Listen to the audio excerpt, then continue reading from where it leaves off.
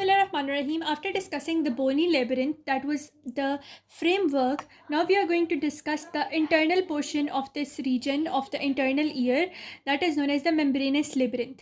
Membranous means it is surrounded by certain membranes, and labyrinth is a part of internal ear. It is complicated but continuous closed cavity, and it is filled with endolymph. As I told you, the portion that is surrounding the membranous labyrinth had the perilymph, and the portion that is inside the membranous labyrinth had the endolymph. The epithelium of the membranous labyrinth, it is specialized epithelium, and it forms receptors at all the areas. For example, there are receptors for sound, that is organ of corti, then for static balance, the macula, and for kinetic balance, the cristae. So there are three types of receptors. One is organ of corti, which is responsible for the sound.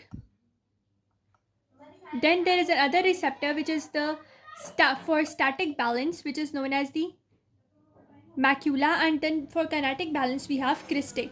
Like the bony labyrinth, membranous labyrinth also has three parts. As I told you, in the bony labyrinth there were three parts, that were cochlea, vestibule, and then the semicircular canals. Now on the interior of those things, we will have three portions of membranous labyrinth. For example, in the cochlea, we have the spiral duct of cochlea, and the receptors that are present over here are the organ of corti, that are the receptors of sound.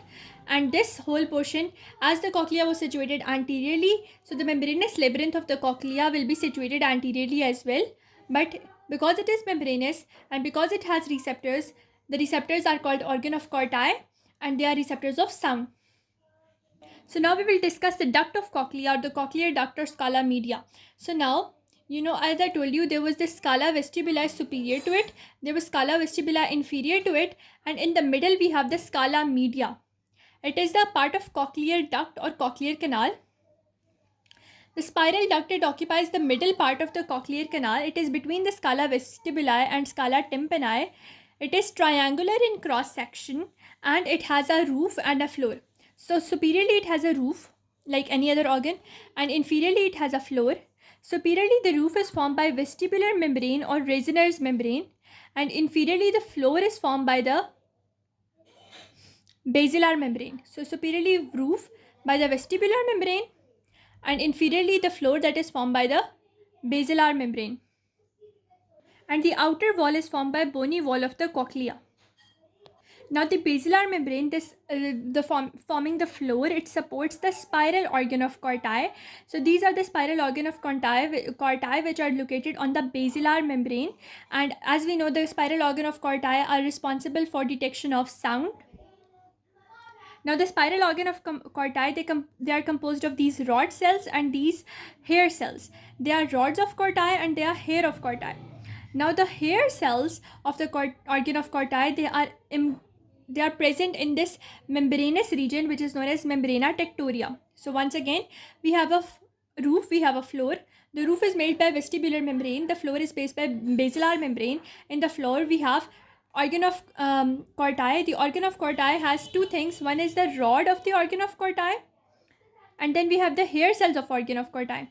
The hair cells, all of the hair cells, they are embedded in a membranous sheath which is known as membrana tectoria. And this membrana tectoria is a gelatinous mass. Now over here we can see certain ganglions. So over here we can see certain ganglions located over here. They are bipolar neurons and they are spiral ganglions. So now the peripheral processes of these spiral ganglion and their bipolar neurons, these peripheral processes are going to innervate the rod cells of organ of corti. But what about the central processes? The central processes of these bipolar cells of spiral ganglion, they are going to make the cochlear nerve. So this is the central process which makes the cochlear nerve, whereas the peripheral processes, they are going to innervate these organs of corti. Now these spiral ganglion, they are located in the spiral canal, which is present within the modulus at the base of spiral lamina. So spiral ganglion, they are located about the spiral ganglion, they are located in the spiral canal. So if we can write over here, they are majorly located in the spiral canal, which is located in the spiral lamina, And the spiral lamina is located in the which portion? That is the base of modulus. And as I told you, their ganglion, the spiral ganglion cells, their central processes are going to form the cochlear nerve, whereas their peripheral processes are going to innervate the organs of corti. Now this whole apparatus, that is the duct of cochlea, it will be because it is anteriorly located. Now it will be connected to the middle part, that will be the vestibule. And how it will be located, how it will be communicated or connected with that, it is by the ductus reunions. Let's see that. So this was the membranous labyrinth of the cochlea, which we called as the cochlear duct. After that, we find out the membranous labyrinth of the vestibule. In the vestibular region, we have two membranous labyrinth. One is the utricle, one is the saccule, other is the utricle. So now this duct of the cochlea is firstly going to communicate with this saccule, which is a part of the vestibule or the membranous labyrinth of the vestibule. So this communication between the duct of cochlea and the saccule is known as ductus reunions. Now what will happen, that the sound waves are going to reach the vestibular membrane, that is roof. From the roof, the sound waves will be directed toward the base, that is the floor. From the floor, what will happen, the different organ of corti, they are going to be stimulated by different frequencies of sound. And different frequencies of sound will because they will be stimulated by different frequencies of sound, that will help us to recognize the sound. And the loudness of the sound, it depends on the amplitude of vibration and not on the frequency, because frequency remains same, but loudness depends on amplitude of vibration. Now, as I told you, the vestibule was the middle portion. So the membranous labyrinth of the vestibule is the saccule and utricle. They are divided into two portions. For example, first one is antero-inferior. This is anterior portion, this is posterior portion, this is superior, this is inferior. So now in the antero-inferior portion, we can see the first thing, that is the saccule, which is the membranous labyrinth of the vestibule. Similarly, this is the utricle, which is posterior-superior, and it is a larger portion, and it is known as utricle. Now the saccule and utricle, they are connected to each other by a duct which is known as ductus endolymphaticus. Now the duct of utricle, they are connected to each other by a duct which is known as ductus endolymphaticus. And now this duct makes a sac in dilation or sac inferiorly, which is known as sacculus endolymphaticus. And the sacculus endolymphaticus is now going to open into the portion which is known as the aqueduct of the vestibule.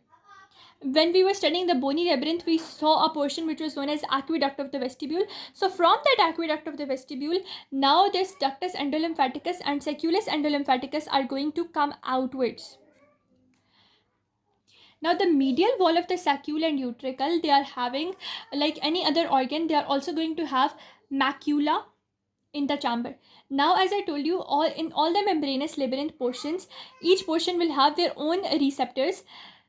Like firstly, in the cochlea, we saw the receptors were organ of corti. Now in the vestibule, the receptors are macula. Macula are the receptors of static position.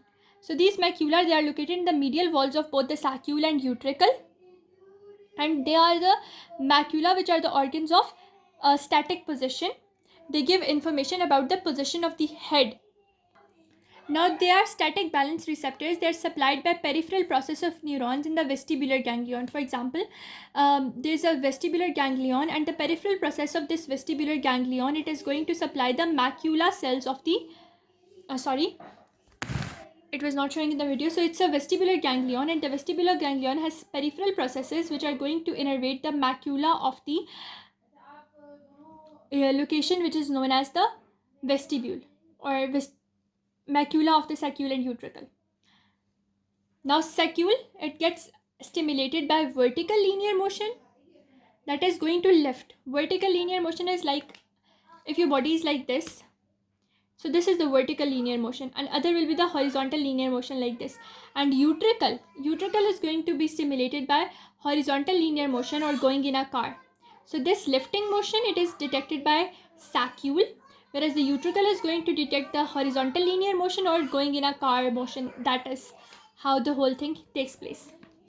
With that, we are done with the saccule and utricle, which are the membranous labyrinth of the vestibule. Now we are going to discuss the semicircular ducts. And as we know, the semicircular ducts have 5 openings into the vestibule. Always remember that. Now, as I told you that there were 3 semicircular canals. The semicircular canals were anterior one, the posterior one, and the lateral ones. Now, similar to these and 3 semicircular canals which were forming the bony labyrinth, their membranous labyrinth will be the 3 semicircular ducts. The semicircular ducts are located inside them, and corresponding to their ampulla of the bony labyrinth, the membranous labyrinth also has their ampulla. In each ampulla, there is an end organ. Now, in the ampulla or the dilation, there is an end organ which is known as the crista or cupula or crest. Now, the whole scenario about these labyrinths is the presence of these organs of detection. Like in the cochlea, we studied the organ of sound detection was the organ of Corti. Then, as a saccule and utricle, we studied the organ of sound detection or static position was the saccule and was the macula.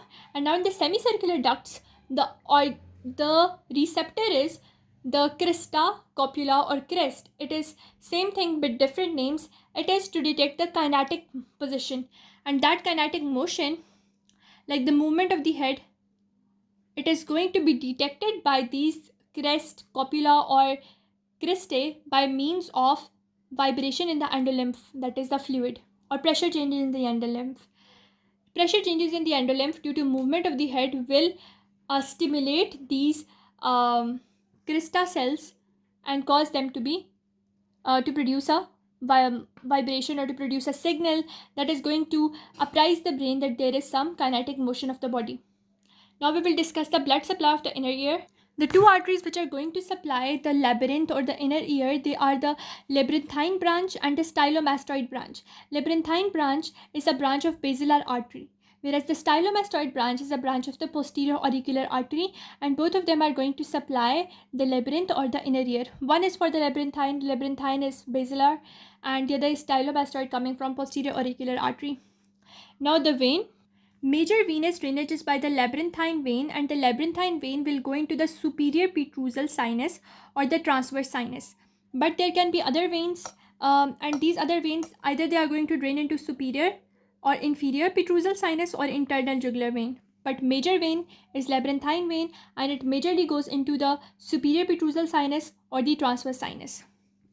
So that was about the blood supply of the inner ear or labyrinth. In the next video, we are going to talk about the vestibulocochlear nerve, that is the nerve supply of the inner ear, and also we are going to discuss the clinical anatomy related to inner ear, and then we will be done with all the things related to our ear. Let's hop on to that.